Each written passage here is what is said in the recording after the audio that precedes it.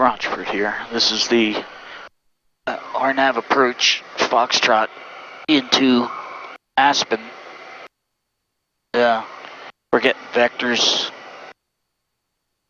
It's over red table.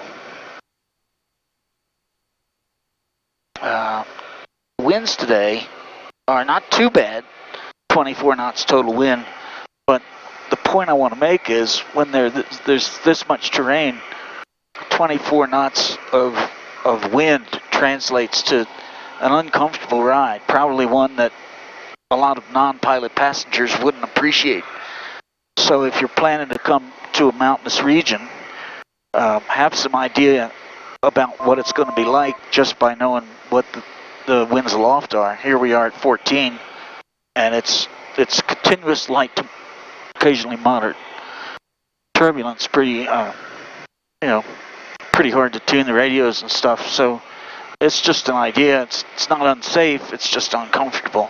So keep that in mind when you're dealing with non-pilot folks. We're getting those vectors. We've decided we're going to not land, but fly the published missed approach and continue on to the next airport. Dick Rochfort, flies safely. Train often.